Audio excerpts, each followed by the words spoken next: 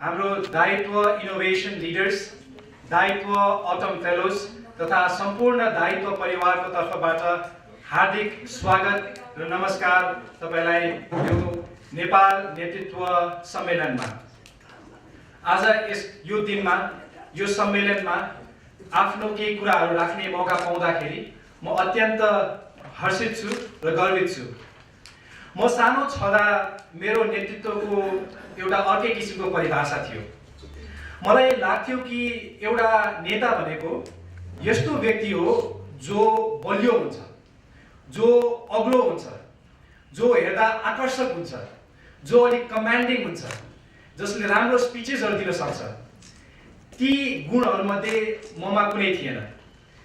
म होचो थिएँ, दुब्लो थिएँ, बढी पढाइमा रुचि राख्थेँ, खेलकुद गर्न खासै सक्दैन थिएँ।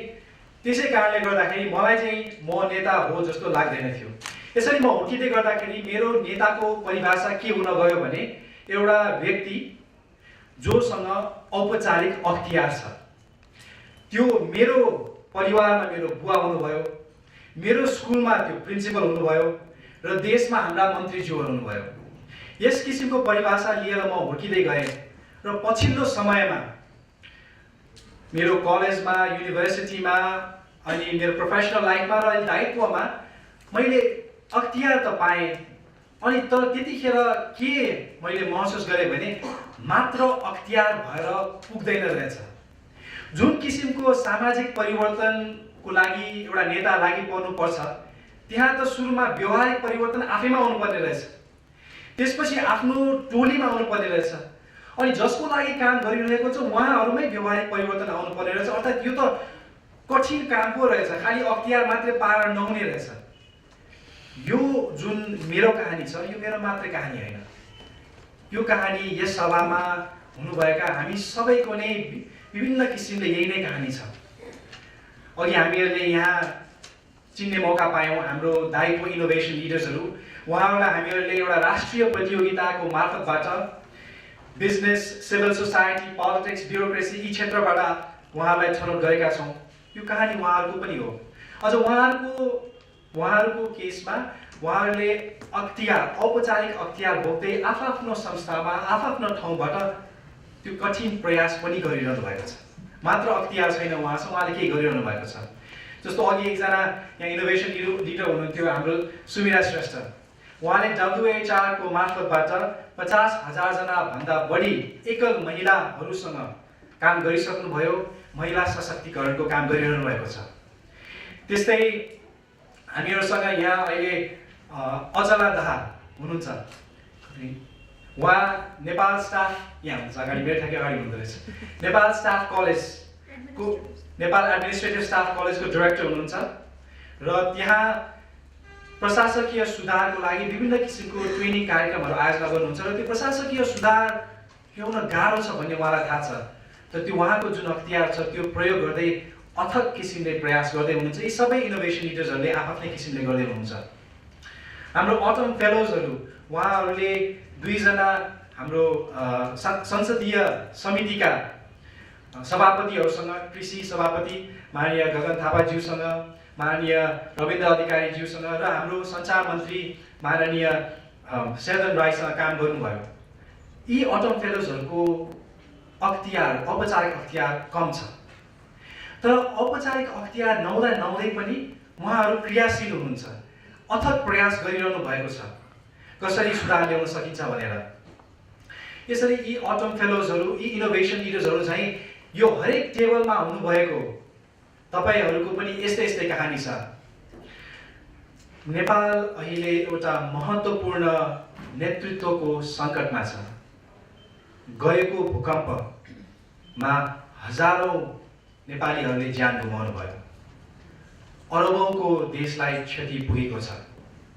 त्यो भूकम्प जाने बित्तिकै संविधान बनाउने प्रक्रियामा अरू किसिमका राजनैतिक तथा सामाजिक भूकम्पहरू गए।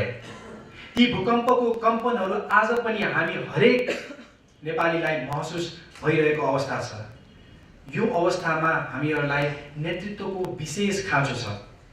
अनि कुन खालको नेतृत्व हो त हामीहरूलाई चाहिएको भन्दा अनि त्यहाँ चाहिँ हामी अलिअलि अलमलमा छौँ।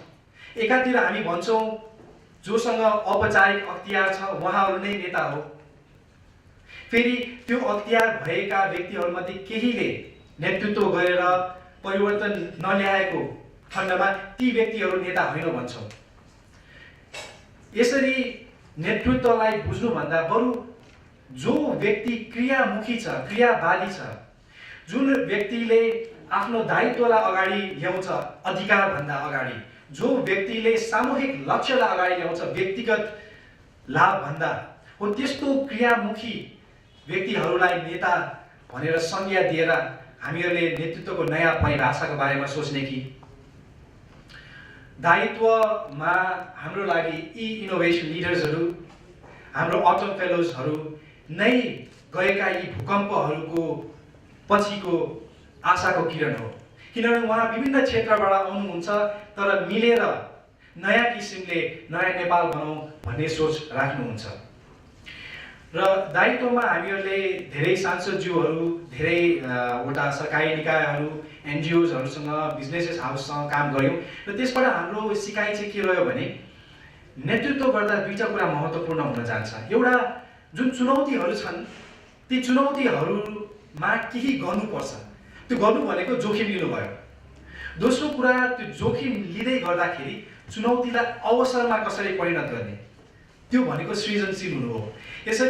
यसरी जोखिम लिनु तथा सृजनशील हुनु भनेको हाम्रो लागि उद्यमशील मानसिकता आफूमा आउनु हो। त्यस किसिमको उद्यमशील मानसिकता हामीलाई आवश्यक छ क्रियामुखी हुँदै गर्दाखेरि भन्ने दायित्वमा मान्यता छ। यस्तै तपाईहरूको पनि आफ्नै किसिमको मान्यताहरू, आफ्नै किसिमको बुझाइहरू छन् जसलाई लिएर आज यो नेपाल नेतृत्व सम्मेलनमा तपाईहरू आउनुभएको छ।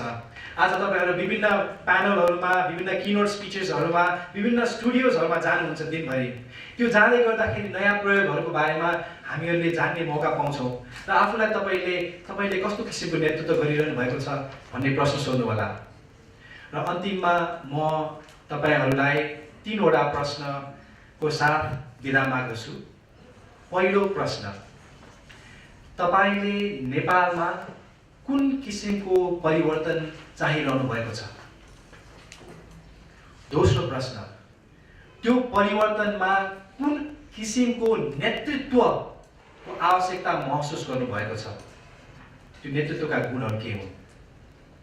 र तेस्रो प्रश्न, त्यो नेतृत्वको आवश्यकतालाई तपाईँ आफैले कसरी परिपूर्ण गर्दै हुनुहुन्छ? धेरै धन्यवाद। जय नेपाल।